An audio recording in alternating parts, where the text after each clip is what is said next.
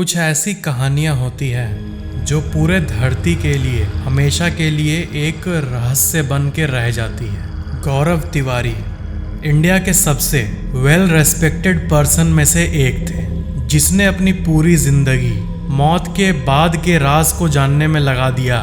उनकी मृत्यु खुद एक राज बन के रह गई है। गौरव तिवारी एक पैरानॉर्मल इन्वेस्टिगेटर थे और इंडियन पैरानॉर्मल सोसाइटी के फाउंडर भी थे। उनका जन्म 1986 में पटना में हुआ था। एक नॉर्मल सी बचपन बिताने के बाद वो 21 साल के उम्र में ही अमेरिका चले गए एविएशन की पढ़ाई करने। लेकिन वहाँ जाकर उनको पैरानॉर्मल चीज़ों में रुचि बढ़ गई।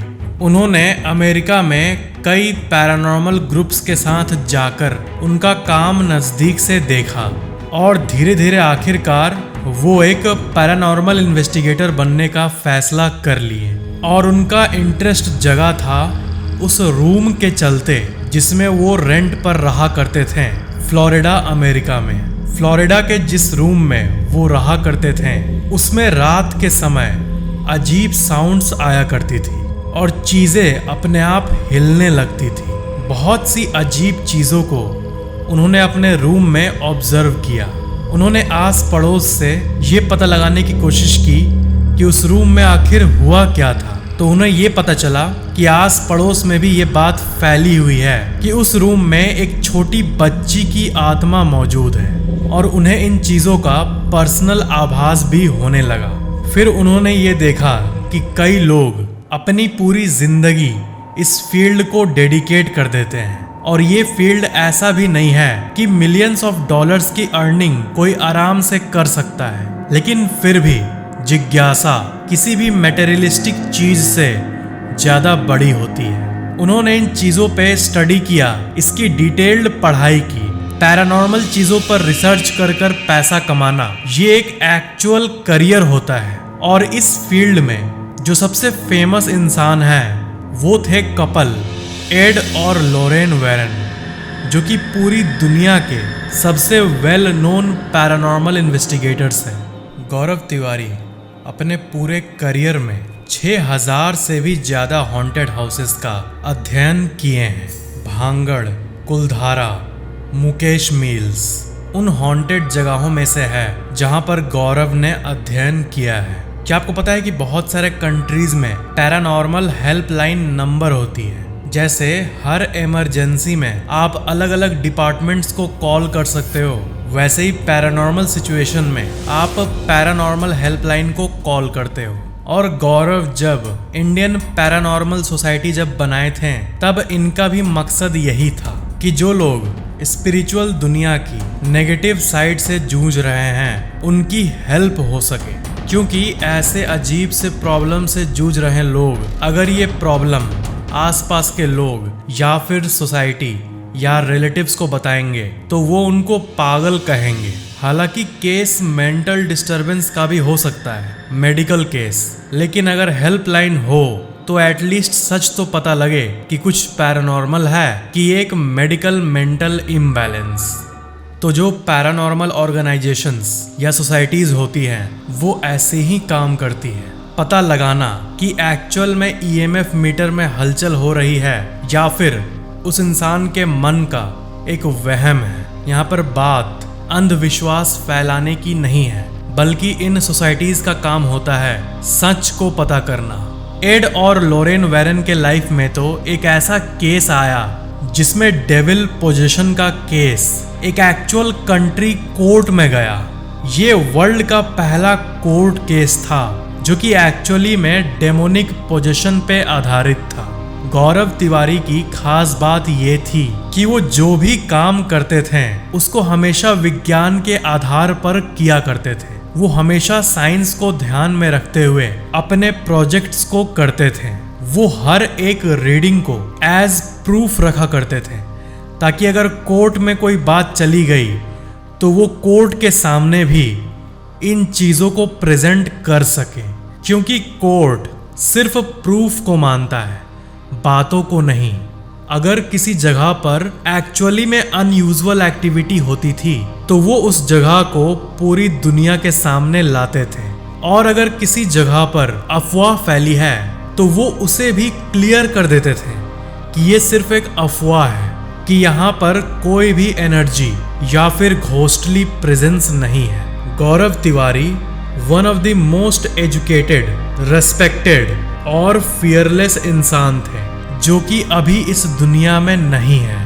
पहले बहुत सारे यूनिक शोज आया करते थे जैसे फियर फाइल्स, भूत आया, और इन सब शोज में गौरव तिवारी अपीयर हुए हैं। इनके लाइफ से जुड़ी जो सबसे बड़ी घटना है वो है इनकी मौत। 7 जुलाई 2016, 32 साल के गौरव तिवारी इसी दिन एक रहस्यमय तरीके से इस दुनिया को छोड़कर चले गए। 6 जुलाई 2016 को वो रात को अपने घर आते हैं। एक नॉर्मल वर्क डे के बाद रोज की तरह वो घर आते हैं, फिर सो जाते हैं। फिर अगले दिन 7 जुलाई को सुबह 8 बजे वो उठते हैं और नाश्ता करते हैं रोज की तरह। उसके बाद गौरव अपने लैपटॉप को ओपन करते हैं और मेल्स को चेक करते हैं। कई मेल्स को सेंड भी करते हैं और उस दिन उनके मेल्स में बहुत सारी पॉजिटिव न्यूज़ भी पड़ी हुई थी, जैसे कि उनकी एक तस्वीर एक बड़े मैगजीन के फ्रंट कवर में आने वाली है, और इस बात से गौरव काफ़ी खुश थे। फिर सुबह 11 बजे वो अपने बाथरूम के अंदर जाते हैं और थोड़ी देर बाद बाथरूम से जोर से कुछ गिरने की आवाज़ आती है। फिर गौरव का नाम पुकारने पे भी कोई रिस्पॉन्स नहीं आता। गौरव की माँ, उनके पापा और उनकी वाइफ तीनों बाथरूम के तरफ भागे भागे आते हैं और बाथरूम का दरवाज़ा तोड़ देते हैं। अंदर फर्श पे गौरव नीचे लेटे हुए मिलते हैं। तुरंत एम्बुलेंस को बुलाया जाता है और उनके गले पर एक काला निशान सब लोग देखते हैं। उनको हॉस्पिटल में ले जाया जाता है। उनको हॉस्पिटल में लाते ही डॉक्टर्स उनको डेड डिक्लेयर कर देते हैं। एक कंप्लीटली नॉर्मल सी सिचुएशन एकदम ऐसी सिचुएशन में बदल गई जिसके बारे में दूर दूर तक किसी ने नहीं सोचा था। एक नॉर्मल सा इंसान अपने बाथरूम में जाता है और अचानक से वो फर्श पर गिर जाता है और तुरंत उसकी मौत हो जाती है। यहाँ पर एक बात है जो कि आपको बहुत ही ज़्यादा अजीब लगेगी। गौरव के मौत के कुछ हफ्ते पहले से ही वो उनकी वाइफ को कहा करते थे कि एक नेगेटिव फोर्स उनके पीछे है, एक नेगेटिव फोर्स उनको अपने तरफ खींच रही है और उन्हें परेशान कर रही है। लेकिन हर कोई इस बात को सुनने के बाद इसको इग्नोर कर दिए। सबको लगा कि ये काम के चलते स्ट्रेस में है, इसीलिए ये ऐसी बातें कर रहे हैं। पुलिस के रिपोर्ट में यही पता चला कि उन्होंने खुद अपनी जान ली है। उनके मौत के बाद सोशल मीडिया में ऐसी बातें फैलने लगी कि उनकी मौत किसी आत्मा के चलते हुई है। लेकिन दिल्ली पुलिस ने इस बात को क्लियर कर दिया कि इन्होंने खुद की जान ली है, और ये बताया गया कि उनके फ्यूचर प्रोजेक्ट्स फिक्स्ड नहीं थे और उनकी आमदनी बहुत कम हो रही थी और शायद इसलिए उन्होंने ऐसा किया होगा। लेकिन आम जनता को और गौरव के चाहने वालों को ये बात हजम नहीं हुई। अब अथॉरिटीज और पुलिस तो अपना काम कर रही है और जांच एक सिस्टमैटिक तरीके से होता है, और उस तरीके में भूत प्रेत पर बिलीव करके रिपोर्ट नहीं लिखा जाता। ऑफिशियल स्टेटमेंट क्या था पुलिस का वो तो मैंने आपको बता दिया, लेकिन आज के समय में भी बहुत लोग ये मानते हैं कि उस दिन का कोई भी डेटा सेंस नहीं बनाता।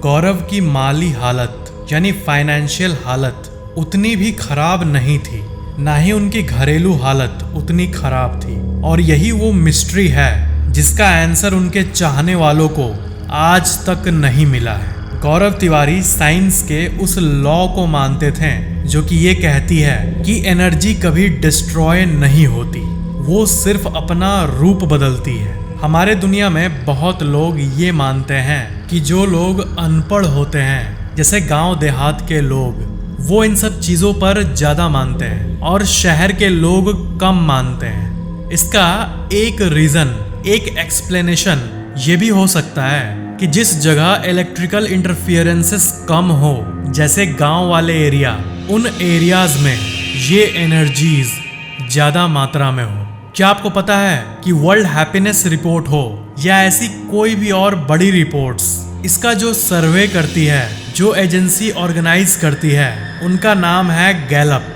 गैलप पूरे देश भर में पोल करती है। उन्होंने एक सर्वे किया था और उन्हें ये पता चला कि अमेरिका में 33% लोग घोस्ट्स और आफ्टर लाइफ में बिलीव करते हैं, और इंडिया में अगर ये सर्वे किया जाए तो मोस्ट प्रोबेबली 33% से तो ज़्यादा ही ऊपर रहेगा ये। ऐसा कई बार हो चुका है दुनिया भर में, जब इंसान अपने खून पसीने की कमाई करके एक घर लेता है, पर स्पिरिट्स या नेगेटिव फोर्सेस के चलते उस घर को छोड़कर या फिर किसी नॉन बिलीवर को बेचकर फैमिलीज उन घरों को छोड़कर चली जाती हैं। इंसान की सेंसेस की बात करें तो एक बहुत ही मिस्टीरियस सी सेंस की ताकत होती है जिसे कहते हैं द गट फीलिंग, जिसमें इंसान के किसी थॉट का लॉजिक नहीं होता, लेकिन बहुत बार ये गट फीलिंग इंसान की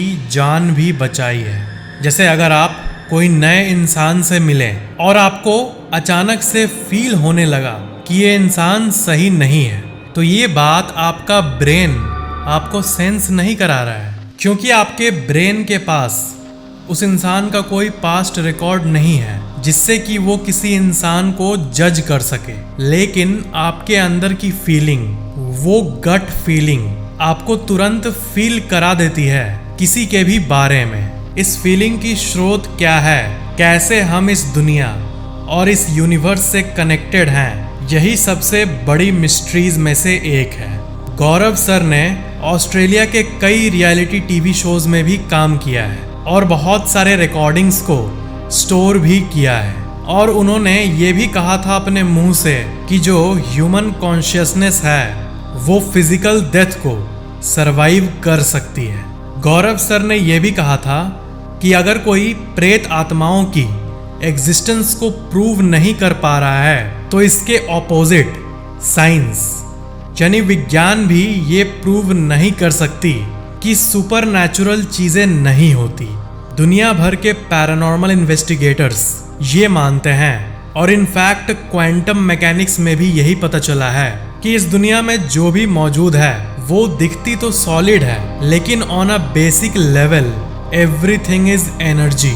तो अगर दुनिया की रियलिटी ही यही है, एवरीथिंग इज एनर्जी, तो इतना सिंपल हम क्यों मान बैठे हैं इस दुनिया को? एक सेल में प्राण यानी लाइफ एनर्जी कैसे उत्पन्न होती है, सोल का एग्जैक्ट स्रोत क्या है, ये भी अभी तक विज्ञान को नहीं पता है। हम जब सोते हैं तो हमारे माइंड में क्या चल रहा होता है, इसका भी आंसर अभी तक पूरी तरह से विज्ञान नहीं दे पाई है। तो हमें अपने माइंड को थोड़ा ओपन करके फिर इस दुनिया को देखना चाहिए, ना कि बंद दिमाग से, क्योंकि जो मेढक जिंदगी भर कुएं में रहा है उसको तो यही पता है कि कुआं ही सबसे बड़ा है, कुएं से बड़ा और कुछ भी नहीं है। लेकिन वो अगर समुद्र को देख ले तो उसकी पुरानी लिमिटेड बिलीफ टूट जाएगी पूरी तरह से। तो ऐसे ही हमें भी सोचते रहना चाहिए इस अजीब से दुनिया के बारे में। आई होप आपके मन में ये स्टोरी